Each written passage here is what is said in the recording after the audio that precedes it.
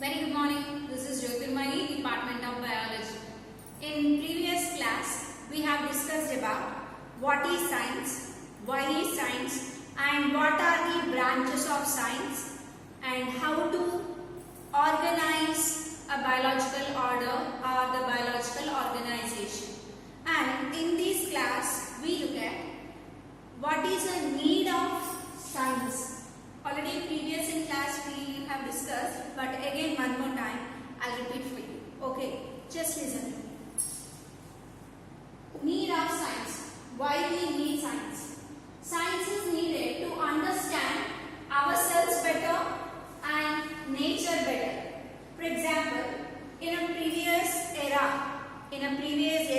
previous days, there were no cars, motor vehicles, industries, even no fans, light, ACs, nothing were there. But now we could able to enjoy all the facilities: fan, AC, car, motor vehicle, even rockets, aeroplanes, medicines for each and every disease. Scientists are finding medicines. So every invention and discovery is taking place by the science. If you know about science, science will give you everything. So that is the reason we are saying to understand ourselves better, nature better. We are studying science, we are reading science, we are following science and acquiring knowledge and understanding ourselves as well as nature also. How we are understanding about ourselves, about our body parts, even about the plant body, about the animal body, about the microorganisms, and along with that we are knowing about the nature also, how nature is working, how evolution is taking place, how earth is rotating around the sun. These all. Along with that, there are some questions also you have in your mind. For example, why do leaves fall down from the tree? Why do leaves fall down from the tree when they turn into yellow? When they turn into yellow, why they fall down from the tree? The only simple reason, when the chlorophyll destroy and convert into the form of xanthophyll, then they turn into yellow. You know it, in the last class, in your 7th class, you studied about photosynthesis. Photosynthesis is a process of synthesizing food only in green plants. So, if leaf is in green color, it could able to make its own food. If it changes green to yellow, nothing but chlorophyll to xanthophyll, it can't synthesize their own food. Then automatically they won't get food and they dry and they die. They fall down from the tree. Am I right? And next, how do ants identify sweets kept in a tin? How can they identify? We already tightly pack the closer tin with a tight packing. Even though after some days, if you observe, inside of the bowl, you find some ants. How can they identify that? Sweets kept, whether sweets or sugar, anything, if you put it in a bowl, how they identify and recognize? By simple reason, they have antenna on their head. Antenna. Do you know antenna? Like for cable connection, there is an antenna present on your dish, Airtel dish or somewhere, channel dishes will be there. On that you find antenna to trap the signals. Like even ants also have antenna on their head to trap and to smell sweets present. Do you understand? And next, pickles do not spoil, but sambar gets spoiled soon. Why? Simple thing. If need to preserve food, what we have to add? What are the preservatives are to be used to preserve food? Honey, salt, sugar, turmeric, and oil. If you add these things in any food material, then they do not get spoiled fast. See, there is a reason in a pickles we add more amount of salt, chili powder, oil, am I right, even turmeric also. They prevent the growth of microorganisms on it. And as well as pickle does not contain water in it, water moisture content in it. But sambar for this completely opposite. Sambar has less amount of salt, turmeric, chili powder and oil, but high amount of water. So that simply due to the containing of moisture content, microorganisms grow on sambar, so the sambar gets poisoned. Then pickles. Next, why can't we see stars during daytime? Very silly question, right? We can't see stars during daytime because of sunlight. So because of sunlight we can't see stars. Like there are number of hidden things present on earth. There are 80% of species still are not discovered by anyone. So if you need to study about those organisms to discover, what you have to need?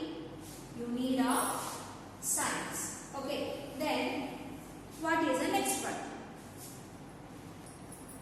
So why we need of science? To improve production of hybrid food grains.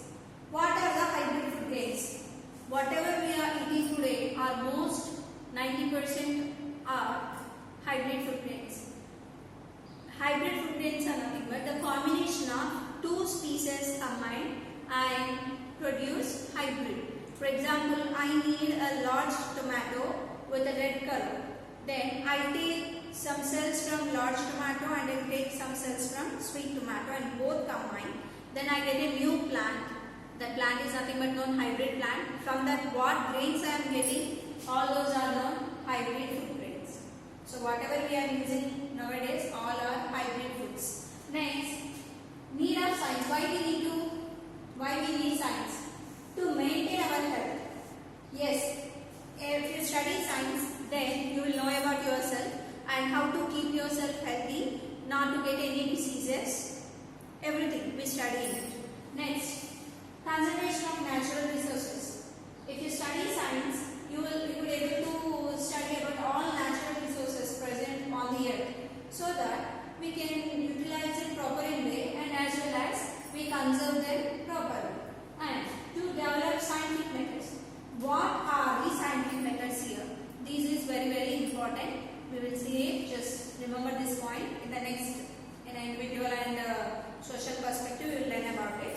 Next, to provide career opportunities. In a previous class already I told you, if you want to become a scientist, if you want to become a teacher, if you want to become a doctor, an engineer, anything, you are supposed to be need to study. So for this, we need science for everything. Okay. So this need of science again classified into two types, individual perspective and social perspective. Now let's see that. Need of science. The science is needed for individual perspective and for social perspective.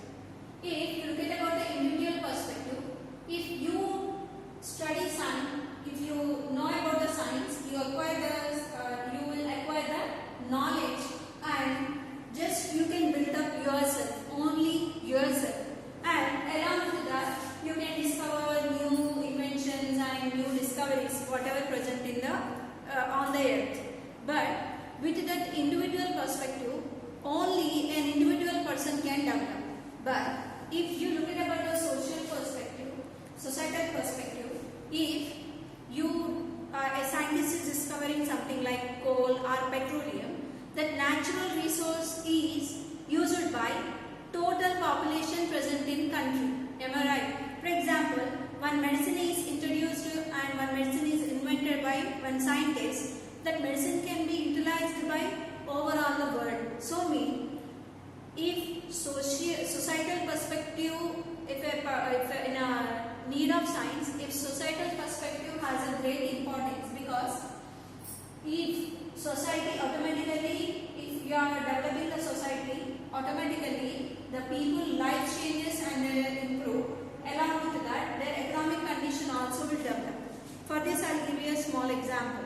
Because of this corona, everyone lives are in trouble as well as their economical conditions also. For example, now one country introduced medicine and the vaccine. Almost the remaining all countries borrow that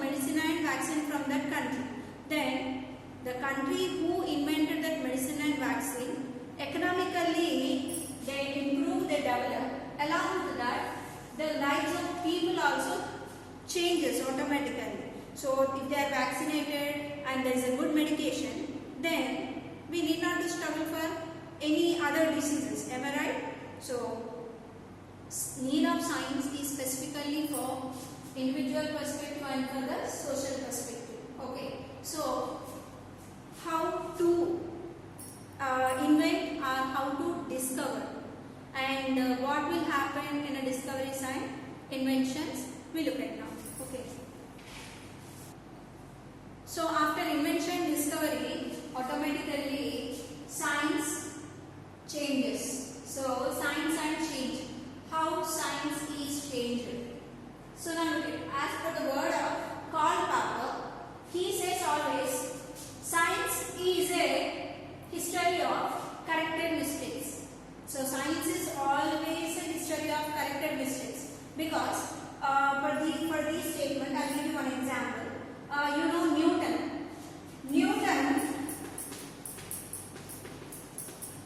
He said m is equal to EC square. He has given the formula of m is equal to EC square.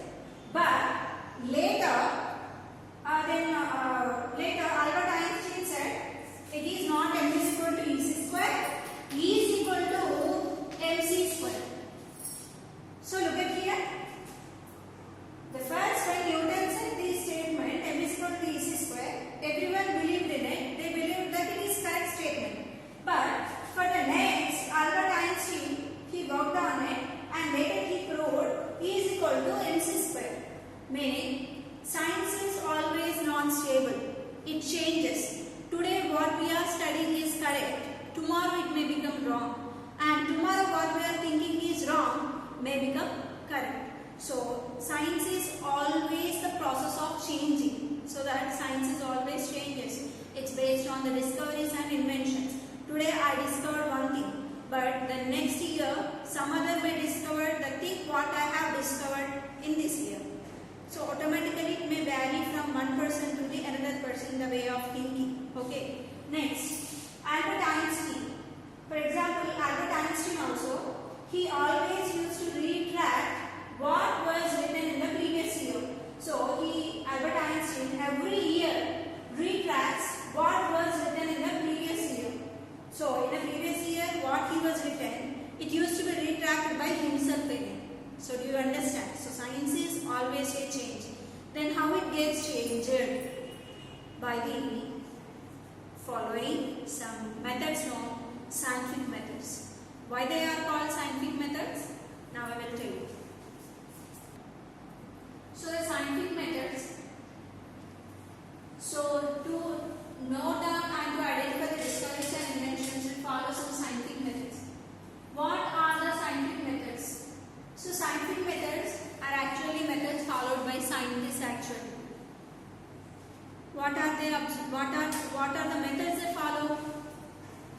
Observation, form an hypothesis, plan an experiment, conduct an experiment, result and conclusion. So when they want to do any experimentation or any discovery or invention, first they observe. If supposed to be near of your home, if there is a pond or a tree, just observe that. When you are observing such type of object, whether it's a plant or an animal or a pond, wherever, when you are observing, you start getting some questions in your mind. There are some questions sprout in your mind. For example, near of my home, there are number of trees present and number of plants present. Then I am every day observing the plants. They are different but are growing very healthy. Then I got a doubt. How different plants can grow in a same type of soil? For this, if I need to do something experimentation, I should get some question in my mind. So if you have a question, then only you will try for an answer. So if you need an answer, then you should have to question. So before going to questioning, what you should do? You have to observe. If you are observing something, then you will get a question. When you get a question, then you will start thinking about it. Some things may be correct or not. Then when we are thinking, we get some answers in our mind. Whether they are correct or not, we don't know. So the answers which can be tested are not confirmed. That the answer is correct or not, we do not have any confirmation. And that answers can be tested, then they are known hypothesis. Once you started planning, you got something in your mind, then you start planning an experimentation. What variables are required, what requirements needed, all these we collect and we start doing experimentation. After continuation, if you do the experiment, we get conclusion. So to do these experimentations, we follow some skills or some tools by a scientist. What are those tools? We look at now. Okay. So here in complete scientific method, we observe, and we hypothesis, we plan an experiment, and we conduct an experiment.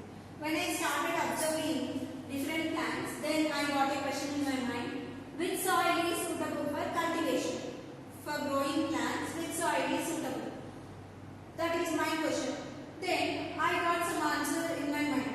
That is maybe sandy soil is suitable, black soil is suitable, red soil is suitable, loamy soil is suitable. I don't have a particular idea, but I am thinking maybe these soils are suitable. To identify, I started doing and planning an experimentation. I started researching on that. I collected some variables, requirements. I have taken some 4 parts, ABCD parts, and bean seeds and different soils. In first part I filled it with the sandy soil. In second one I filled it with the black soil, and the third one red soil, and fourth one loamy soil. And next I started conducting an experimentation. What I did, I filled 4 parts with 4 different types of soils, and I started sowing seeds on each pot, 1 seed. In each pot I started sowing 1 seed. If you want, you can do it 2 seeds. In the replacement of bean, you can take any other seeds in it. Students, I am unable to show you this experimentation, but if it is possible, you can do it at your home. Take 4 different parts and sow bean seeds in 4 parts. And every day provide equal amount of water for 4 parts and equal sunlight. Then after some days, you find plants are germinating here. So after germination of a plant, just recognize the size of each and every plant by the measuring tape. 3 days once, observe what is the length of the plant. Then finally, in a conclusion, in a result, in which soil the bean seed has grown longer, just find out and note it down. So by this way we can conclude and give our results. Then how can we give our results and conclusion? We will see in the next class. Okay. So just I told you now only one experimentation. So in the next class I will tell you the remaining experiments along with the processes. Thank you. Have a nice day.